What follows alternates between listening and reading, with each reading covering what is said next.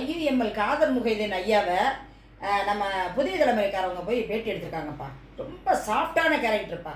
இப்படிலாம் ஒரு மனித தெய்வங்களை வந்து நம்மளுக்கு கண்ணுக்கு நேராக காமிச்ச இந்த கடவுளுக்கு நன்றி.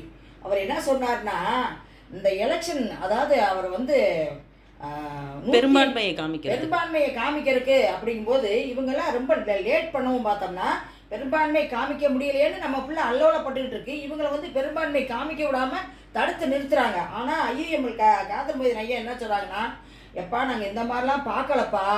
ஒரு பெண்கள் வந்து ஒரு விஜய் மேலே இவ்வளவு ஆசையா, இவ்வளவு அன்பா, இவ்வளவு மரியாதையா நானே பூரிச்சு போனேன்ப்பா. பார்த்தோம்னா எங்கள் ஆஃபீஸ்லேருந்து மெரினா பீச் வரையும் எங்கேதே இருந்து இந்த பொம்பளையாளுக்கு வந்து அதில் கையில் பிள்ளையோடு வந்துக்கிட்டு ஆதரவு கொடுங்க ஆதரவு கொடுங்கன்னு எங்கள் சமுதாயத்து மக்களே இப்படி சொல்கிறாங்கப்பா. வெளிநாட்டில் இருந்தும் உள்நாட்டில் இருந்தும் எங்களுடைய தலைவர்கள் எல்லாருமே காட்சிப்பார்கள் அம்பட்டு பேருமே எல்லாருமே எங்களுக்கு வந்து ப்ரெஷர் கொடுக்க ஆரம்பிச்சிட்டாங்க. நாங்கள் என்ன பண்ணுறேன்னே தெரியலப்பா.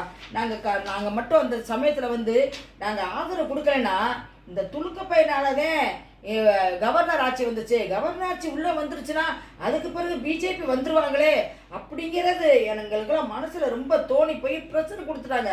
நானுமே நினைச்சேன், ஆத்தாடி நம்ம இதை செய்யலைன்னா நம்ம வந்து இந்த பிஜேபி உள்ள வர காரணமே இந்த துளுக்கப்பை தான் அப்படிங்கிற மாதிரி ஆகி போயிடும் அப்படின்னு நினைச்சா நாங்கள் வந்து திடீர்னு என்ன பண்ணோம், நாங்கள் உங்களுக்கு ஆதரவு கொடுக்குறோம் அப்படின்னு சொல்லி நின்னப்பா.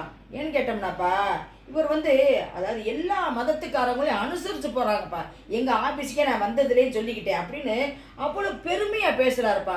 விஜய்ங்கிறவ வந்து இந்த சமுதாயத்துக்கு, இந்த நாட்டுக்கு, தமிழ்நாட்டுக்கு கொடுத்த கடவுளோட குழந்தை அப்படின்னு அவ்வளோ பாராட்டி பேசுகிறாருப்பா. இந்த மாதிரி பேசுறதுலாம் சும்மா பேச முடியுமாப்பா? அவர் நடந்துக்கிற முறையை வச்சுதான் இவ்வளோ பெரிய தலைவர், நம்ம தலைவர் மேலே அவ்வளோ அன்பும் பாசமும் மரியாதையும் வச்சு இப்படி பேசுகிறார். முஸ்லீம் சகோதரர்கள் இப்படி பேசி அவங்கள கொண்டாடும் போது நம்மளுக்கு ரொம்ப சந்தோஷமா இருக்குப்பா.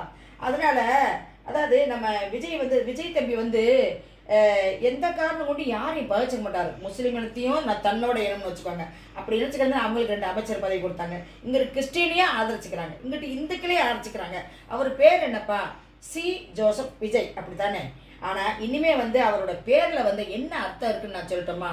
சிங்கிறது ஷேக் ஜோசப் விஜய் அப்படிதான் அவர் பேர் இருக்கு கட்டாயம். இப்படித்தான் நாங்கள் எல்லாரும் நினைச்சோம். ஏன்னா அவர் மும்மதத்துக்கும் சேர்ந்த ஒரே நல்ல மனுஷன். அதனால அவர் பேரை வந்து இனிமே ஷேக் ஜோசப் விஜய் தான் மக்கள் எல்லாரும் நம்ம கூப்பிடணும்னு நான் நினைக்கிறேன். நான் மற்றவங்க கூப்பிடுகிறேன்ப்பா, நம்மளுக்கு விஜய் தம்பிக்கு இப்படித்தாப்பா பேர் வைக்கணும். ஏன்னா அவர் மதத்துக்கு அப்பாற்பட்ட தலைவராக போயினார். அதனால அவருக்கு இந்த பேரை கொடுக்கலாம் எனக்கு வந்து ரொம்ப பெருமிதமா இருக்கு. உங்களுக்கு இது சரி அப்படின்னு மனசுல பட்டுச்சுன்னா கமெண்ட்ஸ்ல பதிவு பண்ணுங்கப்பா.